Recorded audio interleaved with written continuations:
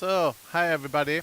I'm Michael from a company called LearningToSleep, and I'm here today to talk a bit about sleep and stress and how it affects us and why I'm doing what I'm doing and so on. So hopefully I will give you some hints during my talk on why it is important for you to actually sleep properly, and also what you could do about it and what you can do about stress and how it affects our daily life. And if you have questions while I'm talking, just feel free to ask them, or we can have time for questions afterwards. And I've kind of promised the guys at Foo, just in order, since it's a lot of people doing different events today, so there is a lot of logistic around the pizzas and networking and eating. So hopefully we will be ready here at somewhere 20 to 7 or something like that, and then it's pizza time and questions and stuff. So first of all, why? And why am I involved in this? I have a background in tech as a serial entrepreneur. So I have worked a lot in telecom, started with some companies and so on. And a couple of years ago, I met my colleague Peter, who started LearningToSleep in 2010. And people also often ask me, did you engage in something around mental health and stuff? And the answer is actually quite easy, besides the fact that I'm so old now. So the older you get, the more philanthropic you get, and you realize that you need to leave something to the rest of the world and do some good stuff. So, but besides that, I have actually been in contact through two mental care institutions, both here in Sweden and abroad, and I realized that mental health is a big issue, and the society has actually mounted down the way we treat people with different types of mental health problems today, and it's not getting better, it's actually getting worse. So, and since we have an idea that we can use technology in order to help people with different kinds of mental health problems, I thought that was a good thing to engage in, so that's why I started to do what I'm doing today. The second reason is actually that sleep and stress is a big problem for a lot of people in society today. And if you look at the figures, we know that about 20% of all people have sleeping problems. And when I say sleeping problems, I don't mean that you now and then have a bad time to fall asleep, or that your dog wakes you up at night now and then, or something like that. I mean people who actually have so much sleeping problems so it affects their daily life. And there's a cost to that. And if we look at stress combined with bad sleep, it's even worse. We're talking about today that about 30% of all people under 30 have some sort of symptoms related to sleep or bad stress. And the number is growing. So if you look at figures from, for instance, the Swedish insurance companies and also from Försäkringskassan, we know that more than 50% of all sick today is caused by bad sleep or stress. So there is kind of some sort of logical reason why we should start to think about these things, and also actually why to engage in it like I'm doing right now. So sleep, stress, it's important for us, and I will kind of try to explain why. And if we look at the tech industry, where I am from, people in tech are actually overrepresented when it comes to bad sleep, and it's his fault. That's Elon Musk, and in a lot of interviews he had said that he sleeps only 4 hours per night, right? And there are some other guys that says the same, mainly men for some strange reason. If you listen to Mark Zuckerberg, or if you listen to another guy in the US who happens to be the president at the moment, they all brag about that they sleep only 4 hours per night, as if that was something good. And that has actually become a problem. That people that we think are smart and wise, maybe not Donald, but the other guys, say that they sleep less than 4 hours per night. And when people say that, I know that they actually lie. Because physically and biological, it's impossible to sleep only 3-4 hours per night for a long period and survive. Because the human body isn't constructed that way. So people who say that, either they take a nap during daytime or they sleep at other times, but we need more sleep than 4 hours. And I would say that it is a problem today that we have a lot of people like Elon here. He does a lot of good stuff. But when he starts talking about that he sleeps only 4 hours per night, I get a bit depressed, because first of all, I don't think that's true.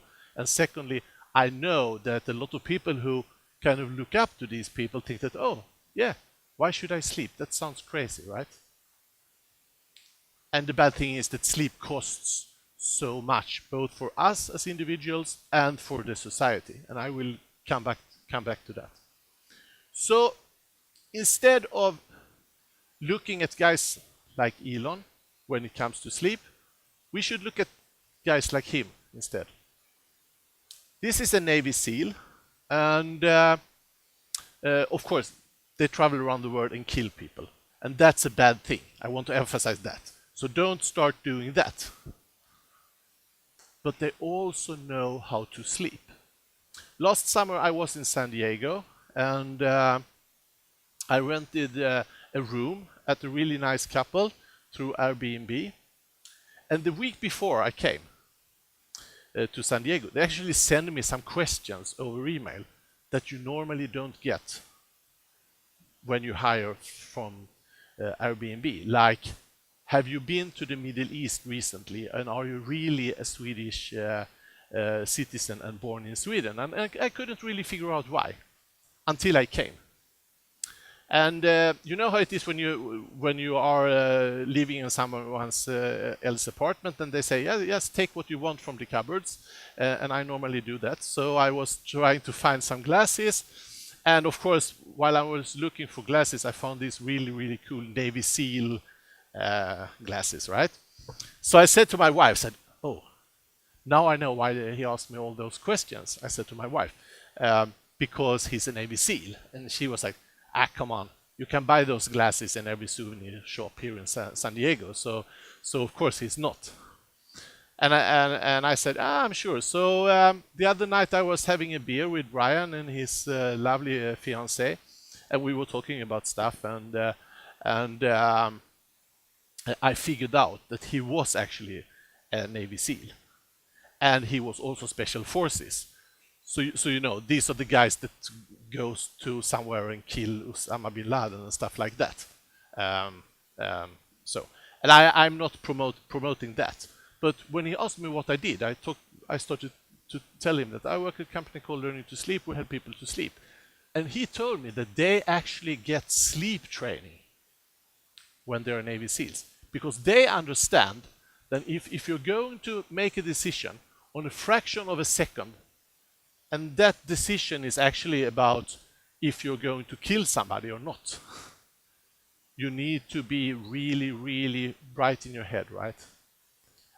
And you're not that if you haven't slept enough. So they get sleep training, they get training how to handle stress. So when we think about sleep, we should think more as a Navy SEAL and less as Elon Musk. when it comes to killing people, we should probably think more like Elon Musk and not as Navy SEALs. But that's kind of another discussion, right? So I said before that, are there any costs related to bad sleep, right? And of course there are. First of all, if there is a cost for the individual, for you. We know from research today, we study of course a lot of research, since everything we do is research based, that bad sleep and stress is deeply connected to depression, anxiety, obesity, cardiovascular diseases, and so on.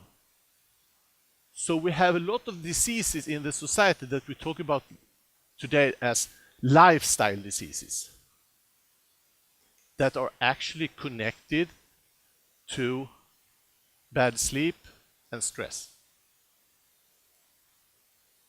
And we know that if we just, for instance, fix the bad sleep, we will have so many good effects from that, that some of the things that we're taking pills for are not needed anymore.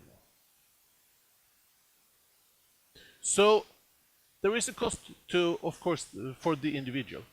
But is there a cost for society? Yeah, well, we know that bad sleep alone costs the European society 63 billion euros a year.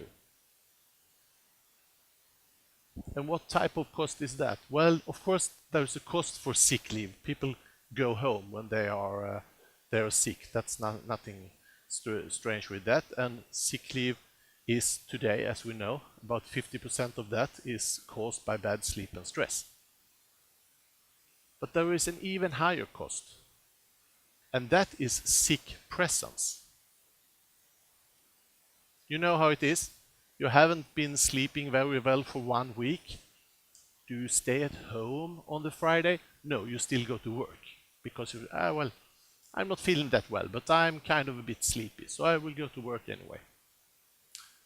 The bad thing is that you're a programmer at one of the big consulting houses here in Malmö, and you're sitting there very, very sleepy doing your development work, and unfortunately you do some wrong bad coding, so you create a security loophole for some foreign country to get into all the driving license material in Sweden or something like that.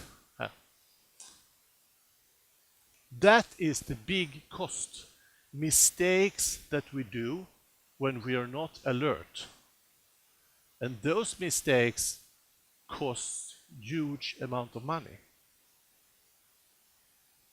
So that's why it is important for more or less everybody to know a bit about how could I get better sleep, how could I stress less, because it's good for you. You will be more healthy, but it's also good for society and for the company you work in. So when I say bad sleep, well, what is that? Well, bad sleep is, of course, something we call sleeping disorder. And we say that you have a sleeping disorder if it, for instance, take you more than 30 minutes to fall asleep every night. If it take, now and then you can't fall asleep, right? That's not a problem. But if it takes you more than 30 minutes to fall asleep every day, then you have a sleeping disorder, because it should normally not take more than 15, 20 minutes for you to fall asleep. That is what it should take. If it takes more time, then you have a problem. If you wake up many times during nighttime, normally we wake up during nighttime without knowing it. So a normal person wakes up maybe 4 or 5 times a night, but in the morning we don't remember it. So it's not a problem, right? But if you wake up and you remember that I was awake, and if you are awake more than 45 minutes, or if you are awake 5 times or more and you remember it, then you have a sleeping disorder. And finally, of course, if you wake up too early and you can't fall asleep again, and you haven't really slept. And of course, the best sign, there's a lot of beeping sounds around here now. I don't know. Maybe it's that door. Yeah. Yeah. Oh, wow. Fantastic. So, I mean, because we need a continuous amount of sleep every night. And I will show you how it is. This is a normal sleep cycle. And this is what the sleep cycle should look like. And why? Because in this area here, you have something called deep sleep. And the deep sleep phase is like a spa experience for your body every night. And the good thing is it's totally free. What happens during the deep sleep period? Well, first of all, of course, you get rid of a lot of stuff that you have eaten or done during daytime. So it's kind of a detox, right? But during the deep sleep phase, we also produce a lot of substances that are good for us. The body's own drugs. Stuff like serotonin, dopamine, all that stuff is produced during the deep sleep phase. So now you probably understand that if you don't get enough deep sleep, you will not get enough serotonin produced. And why is it good to produce serotonin? Because serotonin is a substance that keeps us happy, calm, and focused during daytime. So people who have a lack of serotonin very often get depressed. And what happens when you get depressed? Well, you go to a physician, to the doctor, right? And the doctor will conclude in 95% of the cases, well, you have a lack of serotonin, so I will write you some Zoloft or Prozac or something, and that will fix it, right? And then you go home, and then you get your pills, and then you eat your pills, and then you realize that, well, I'm eating my pills, but I'm still not sleeping very well, so you go back to the doctor, and the doctor will prescribe you some sleeping pills. And that's the third reason why I'm engaged in this. Do you know how many people who eat sleeping pills every day in Sweden? Too many. Yes. 900,000 people in Sweden eat sleeping pills regularly. That's about 850,000 too many, I would say. We have some sort of tradition in Western medicine to not really ask people what the real problem is. It's much easier to, after 5 minutes, just prescribe some sleeping pills and some anxiety pills like Atarax or something, and then we will give you some happy pills as well. And it's a shame. I think it's a shame. That's why I'm engaged in this, because I know that if we started to talk to people instead and figured out that, okay, the sleep is the problem, what could I do? And sleeping pill is not the solution, because this is a typical sleep cycle if you eat sleeping pills. So of course, if you eat sleeping pills, you will sleep. The problem is that you will not get enough amount of deep sleep in order to produce all that good stuff I was talking about before. And if we don't produce all that good stuff, like the serotonin, during our deep sleep, well, after a while we will get depressed. And then we go to the doctor, and the doctor will say, okay, great, but I will prescribe you some pills that will raise your serotonin level because it's probably too low. Instead of trying to figure out how to help you to get more deep sleep, so you can produce that serotonin by yourself. And of course, there are people that have a natural lack of serotonin. There are a lot of people who have that, and they should eat, of course, serotonin pills anyway.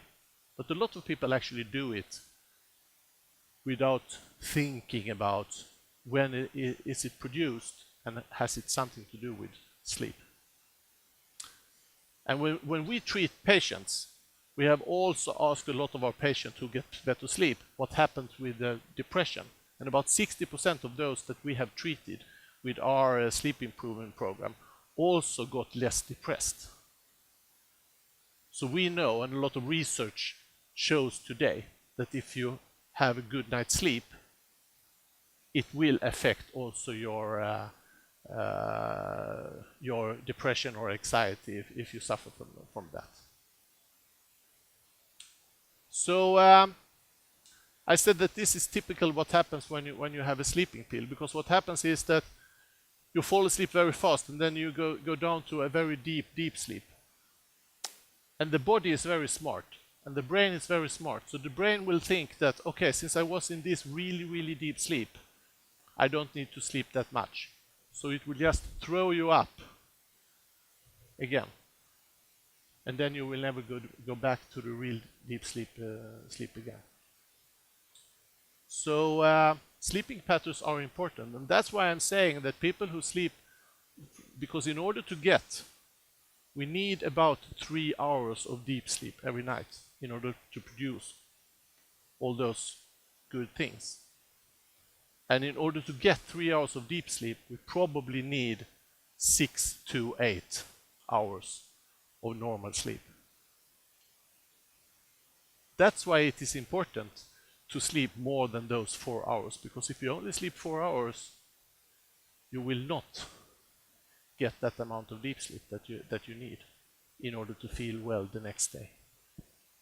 And for those of you who have tried a sleeping pill, for instance, I mean, sometimes if you do a flight over the Atlantic, somebody might give you a sleeping pill saying that you can take a sleeping pill, then you will sleep through the very boring flight, and that's fine. And then you sleep for 8 hours, and then when you land in San Francisco and wake up, you feel like totally messed up in your brain. And that is because you have been sleeping, but you didn't get any deep sleep.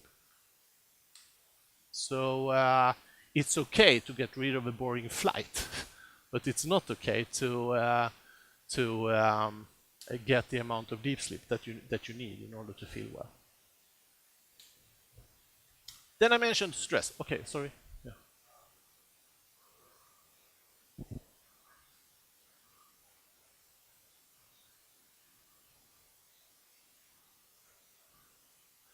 Well,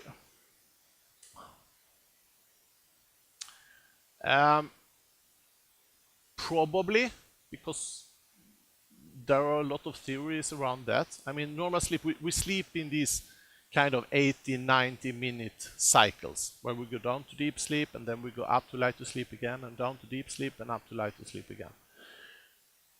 Researchers claim, or at least some researchers claim, that it's because of the evolution. Because 10,000 years ago, when we slept in some cave somewhere, there were a lot of dangers around us, like wild animals and stuff. So, which meant that the body has kind of evolved a warning system. So now and then you went up to lighter sleep, which meant that you would wake up if there was a tiger or something outside your cave. That's at least one explanation that I have heard. But researchers are not really, you know how it is with research. There are a lot of different theories why it is like that. The only thing we know is that we sleep in these cycles, and then it has to do with the body's, how the body is constructed, and nobody really knows why it is like that. So, yeah. So then stress. Stress is connected to sleep, as I said before, and just in order to realize why do we feel stress and why do we get stressed in the first place. And the explanation for that is also actually connected to what happened many years ago, because stress is a good thing, right? And there is a part of the brain that will activate a substance called cortisol, and the cortisol, when the cortisol level raises in your body, you will get, for instance, substances like adrenaline, and adrenaline makes you stronger and faster and so on. And that has also to do with that 10,000 years ago, when we were walking here outside the street on our way to the pub, there could be a tiger on the street or something. And if you meet a tiger when you walk to the pub, you need to decide if you want to stay and fight or run as hell. And if it's a tiger, it's probably wise to just run as hell, right? So in order to be a bit faster than normal, the body produces cortisol, you get adrenaline, and then you run a bit faster, hopefully faster than the tiger. Nowadays, we don't have that many tigers in Malmö walking around the street, so we don't need all that adrenaline and cortisol production that we get. But we still get stressed because we still have the ability to produce cortisol in our body. That of course comes from the brain. But nowadays, a typical raise in cortisol level is when your boss comes and say, you know the deadline we have next Wednesday? And you said, yes. Yeah, you know, it's so funny. The customer has moved the deadline to tomorrow. So you have to work all night now with your coding or whatever you do, in order to get ready. And you know what happens then. Then you start to feel stressed, and that is because the cortisol level will start to raise in your body, and that's okay. The problem is that when you are in a stressful situation all the time, you will have a continuously high level of cortisol in your body, and that will affect your body in a negative way. And that is why things happen like it happened for my neighbor when she was driving home one day, and she had kind of a top job in one of the banks here in Malmö, and she was very ambitious and so on, working a lot. And one day when she was driving home, she stopped for a red light over here. And then when the light turned green again, she didn't know how to drive a car. And that sounds really strange, right? But that was what happened, because she was so stressed. So the body just decided to shut down everything. So she was sitting there. She managed to get hold of her husband on the phone. And he said, "Where are you?" And she said, "I'm here at the red light and I can't get home." And he said, "Has the car broken down?" "No, but I don't know how to do it." So she had forgotten how to drive in like 1 second, because the body just shut down. And that is what happened when you walk around with a continuously high stress level in your body for a very, very long time. So, not bad for you, right? And when we talk about stress, of course, we talk a bit about temporary stress. That's fine. That's when the boss comes and say, "Oh, we need to fix this until tomorrow." Okay, that's okay. But, oh, sorry.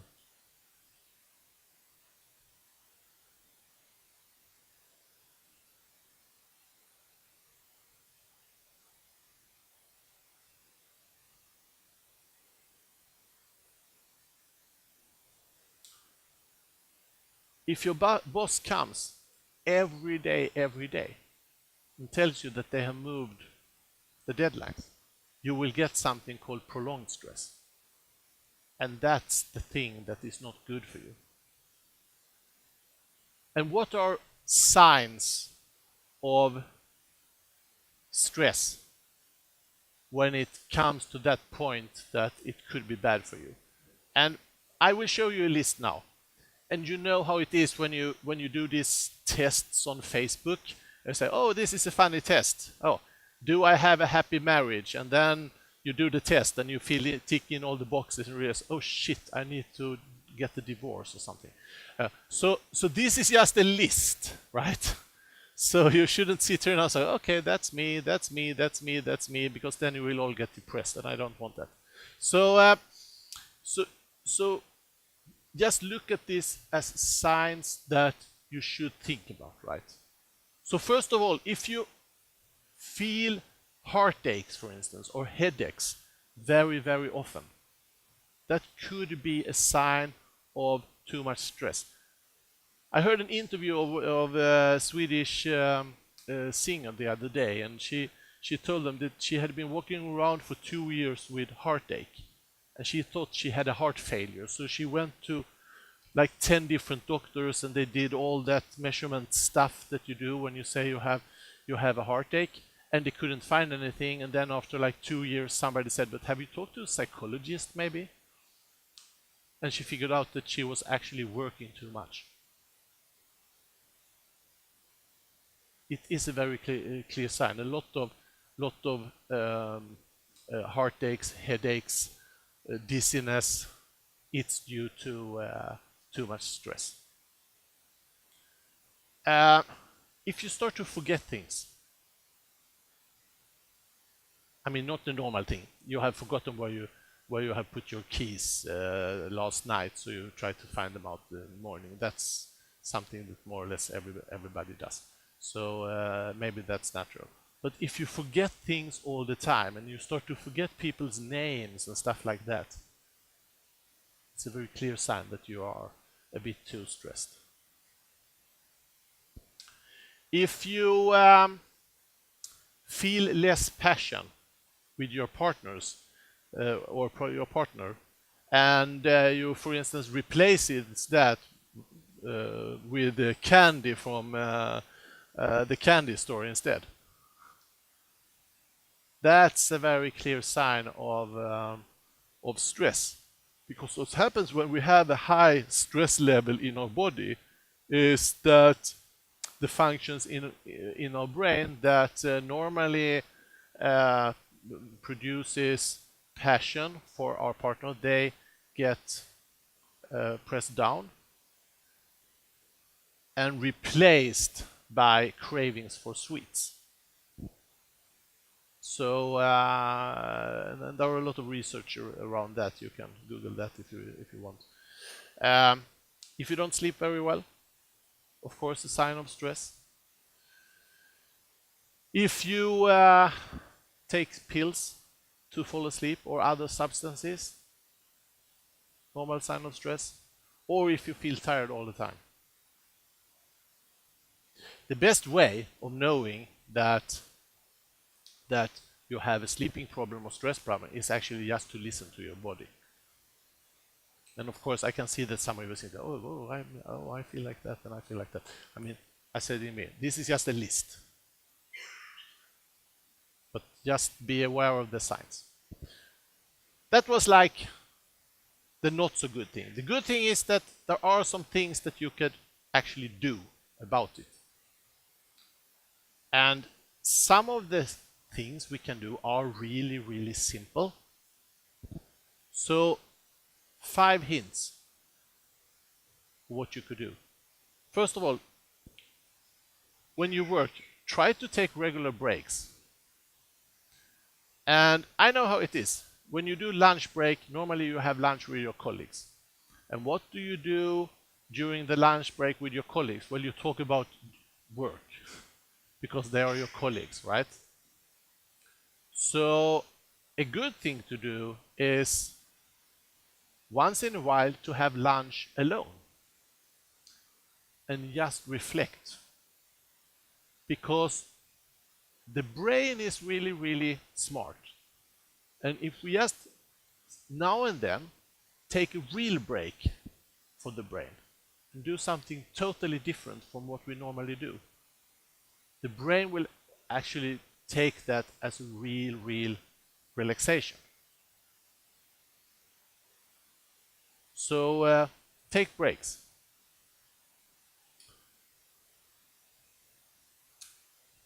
Training, exercise. We know from research that people who do exercise regularly are not that affected by stress as people who don't. And with exercise, I don't mean that you need to go to the spinning class from hell every day. It's good enough to take your bike to work, or walk from the bus, or park the car 5 blocks away and just have a walk. As long as you do something, because the brain likes exercise. It's good for you. Meditation. There are a lot of research around meditation, and all research shows, and I will actually show you a brain scan soon, of what happens with your brain when you do meditation. And I know that many people, when you say the word meditation, especially men, thinks that, oh my God, now I will start to talk about all that new age shit that they do in yoga classes. And I will not, because meditation can be a lot of things. Meditation can also be putting on your headphones, locking yourself into the toilet for 5 minutes and just listen to Iron Maiden or something. That's also sort of meditation, right? The important thing is just to block away things from the outside for your brain. You will know what is good meditation for you. And if you like bird sounds, well, there is a lot of bird sounds even on Spotify. But if you feel more relaxed from heavy metal, then that's probably the right thing for you to do.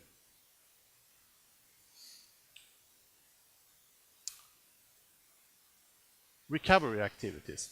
The brain needs at least 30 minutes of recovery every day. Recovery is not when you get home, you start to do a lot of stuff, like picking up stuff that your kids has thrown on the floor while you are making dinner, and filling the washing machine with stuff and so on. That's not recovery, right? Recovery is not sitting in your sofa reading your emails. That's also not recovery. Recovery is doing stuff that doesn't engage your brain.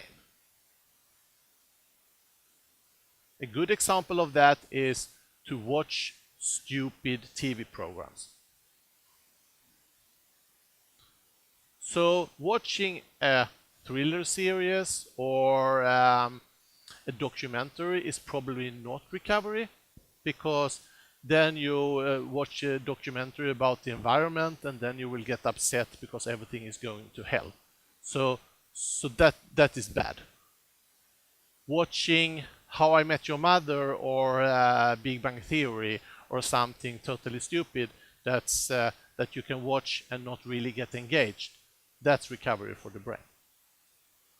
Or of course just sitting down, listening to some music if that is what you prefer, or taking a walk outside with some music in your head. We need 20 to 30 minutes of that type of recovery every day. And if you not get that, try to get it.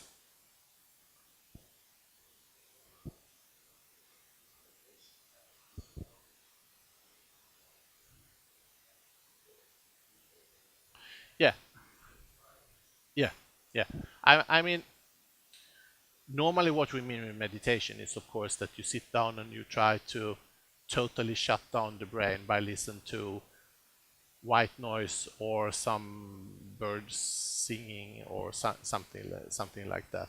But what I'm saying that it is so easy that meditation and yoga and that those activities that are really good kind of becomes, religious for some people, and that means that a lot of people, especially a lot of men, are kind of reluctant to. I will not do meditation because I think that that it's nothing for me, and that's not. So I'm just saying that I'm trying to kind of take away the mysticism around those things. And meditation can actually be very short things. So what I'm saying that we need at least 20 to 30 minutes of recovery, and a recovery activity is doing something that will not engage the brain. And then in order to maybe feel a bit more focused at work, if you do like a 5-minute meditation activity during work, that will actually help you to be even more productive during daytime. So it's kind of two different things.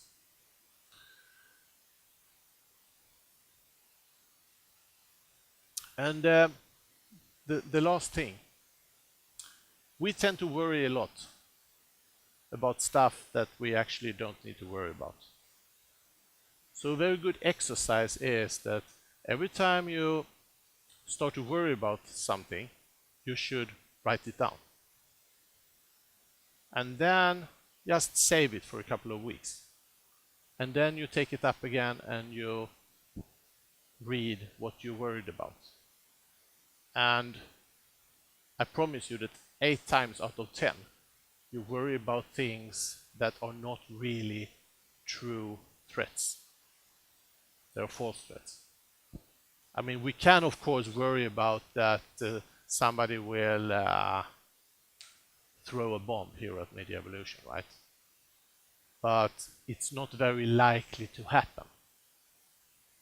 So it's important when you worry a lot about things, because worry will produce stress, that we start to think about what's a real threat and what's a false threat.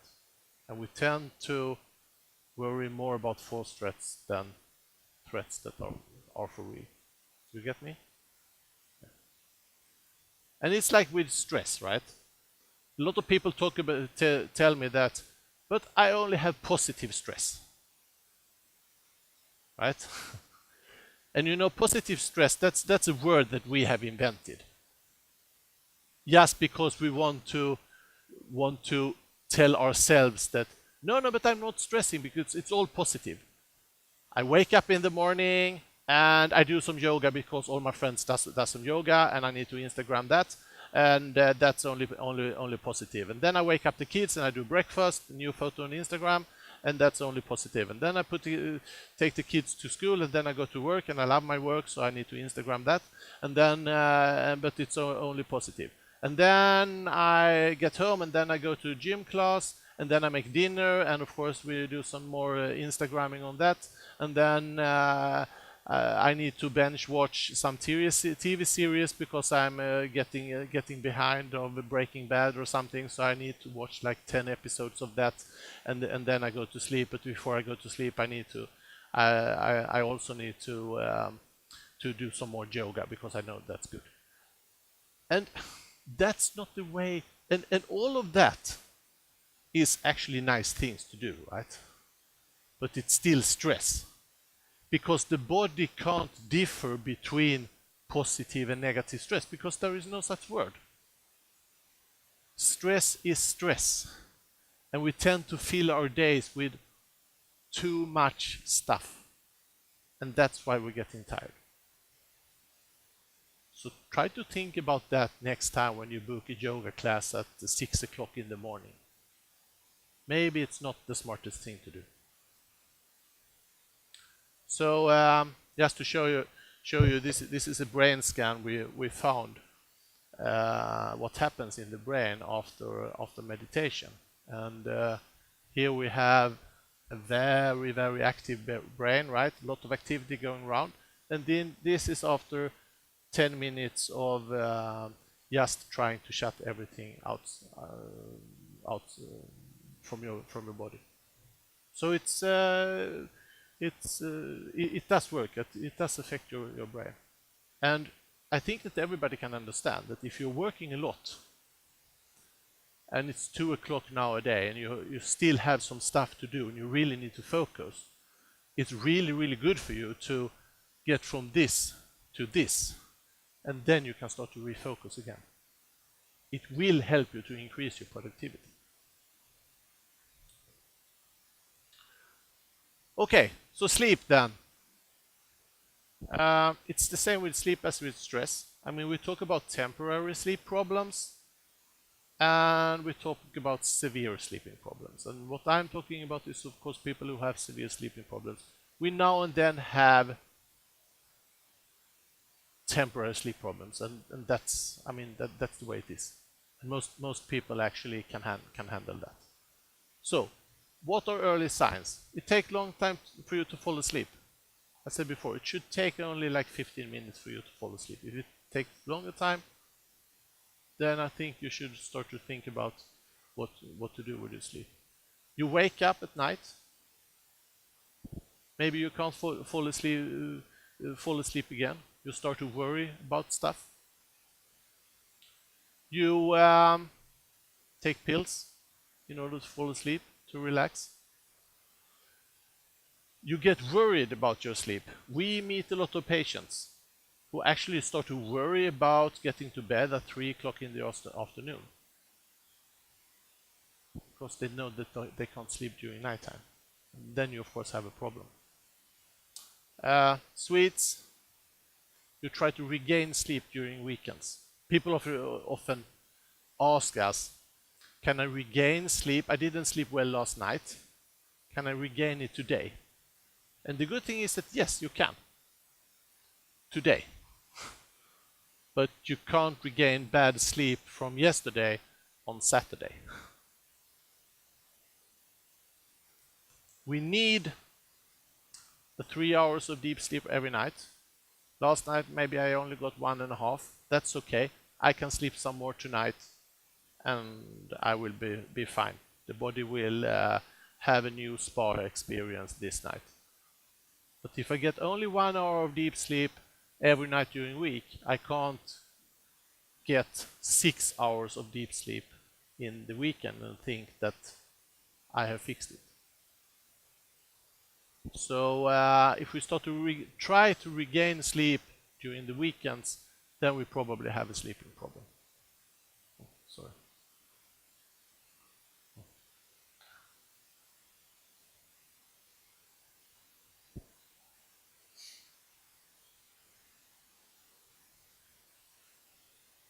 Okay, so what could we do to sleep better?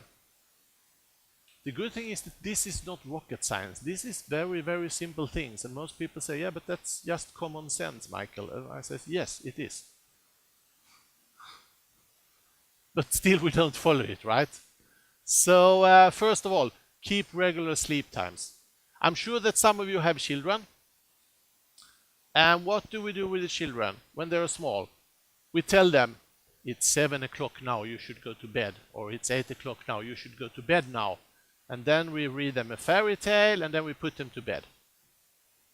And what do? One night we go to bed at 11, the next day we go to bed 12, the next day we go to bed 11:30, then we go to bed at 1 o'clock because we had a lot to do. What happens? The brain doesn't like that.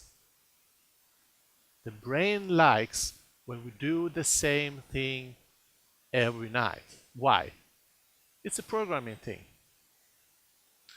If we teach the brain that normally I go to bed at 11:30, unless I'm at a party or something,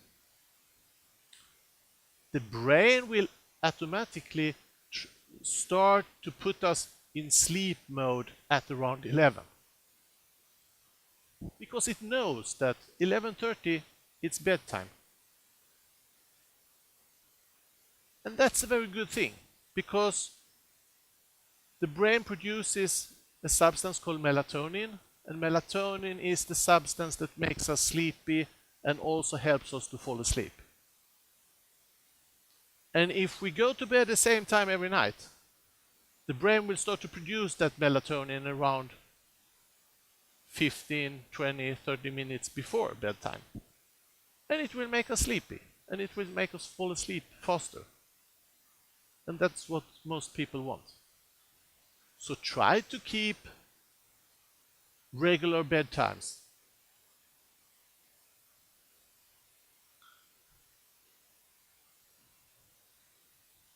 Turn off your mobile.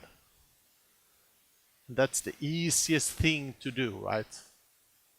No, it's not. I know you. I know how it is.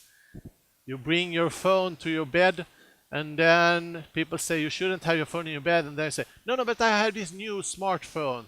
They have taken away the blue light. It's yellow light now, so it doesn't affect my sleep, right? That's not the problem. The light from the phone is the smallest problem. The biggest problem is that what do you do with your phone in bed? You do two things. Either you are at Instagram or Facebook or whatever, and you suddenly discover that all your friends are at Lilla Toy having a beer, and they didn't ask you.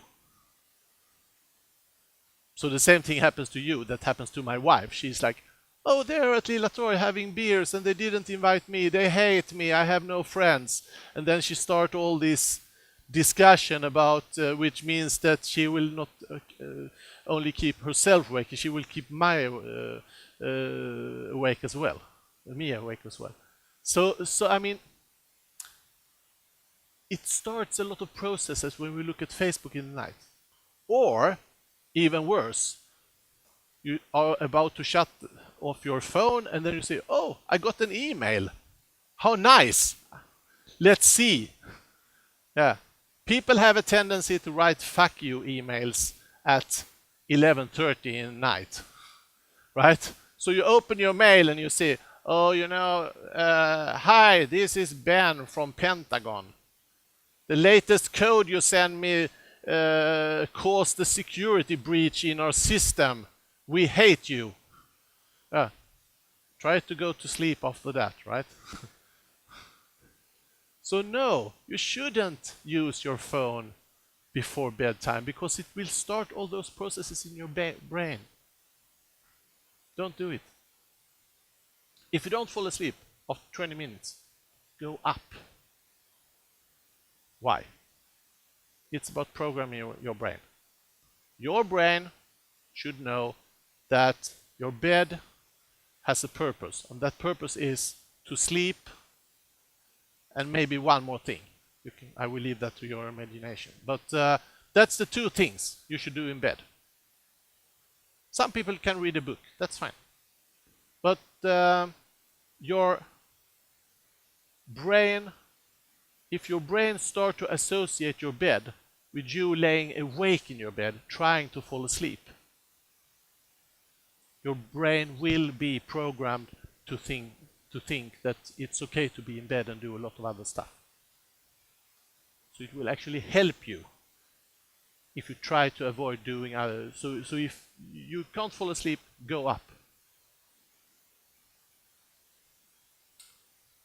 Develop some good sleep routines. And when I say sleep routines, is that it's the same as the first thing. If you teach your brain that this is my typical sleep routine, this is how I do it, your brain will start to produce that good melatonin stuff for you that will help you to fall asleep faster. So develop some sleep routines and do them well. And think what type of routines you have before you go to bed. One thing that we have discovered a lot of patients do is that, and I'm sure you have been in this situation, you're sitting in the sofa watching a stupid movie, and suddenly you feel very, very, very sleepy. Right? It's British crime or something, and it's so slow, so they're wandering around in midsummer and nothing happens and nothing happens and nothing happens. So suddenly you're very, very sleepy and you think, oh, maybe it's time to go to bed now.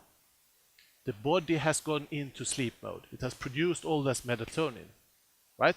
So you turn off all the lights, walk up into your bedroom, and you're about to go to bed. What do we do just before we go to bed?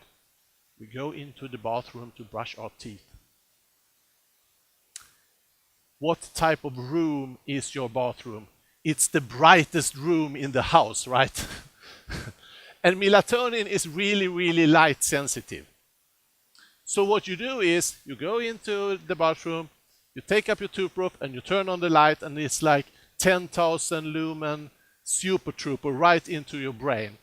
And your brain will think, oh my God, it's already morning. So let's shut down the melatonin production and let's start to produce some cortisol instead in order to get up quick from the bed. I'm sure you have experienced this, because what happens is when you then go to your bed, you lay down and say, oh shit, I'm not sleepy anymore. No, because you had turned like 10,000 candles inside your brain. So a smart thing to do in your sleep routine is to learn how to go to the bathroom in the dark. Right? It sounds stupid, but I mean, it's physics.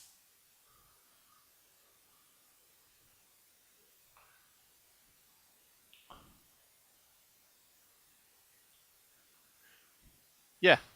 I mean, it could be like listening to the same, maybe some calming music every night. Avoid substances that affect sleep. You know, it takes like 6 hours for coffee to get out of the body.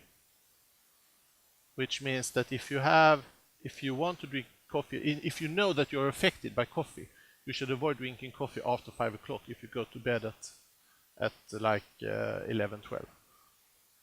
So I mean, but the good sleep routine is doing the same thing every night. Some people really like to read a book, and if that makes you fall asleep, then you should do that.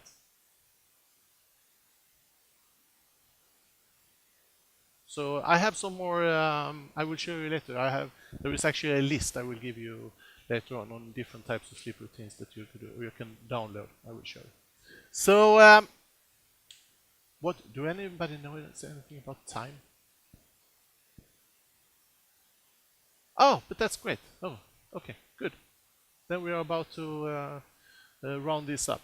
So just short what we do. We help people with more severe sleeping problems. We have a 5-week program that we treat patients with.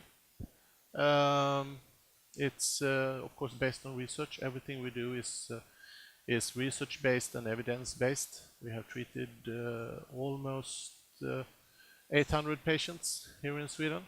So we have a system based on artificial intelligence combined with an algorithm that actually make the program for every patient, and a lot of people actually get help by the program that we have.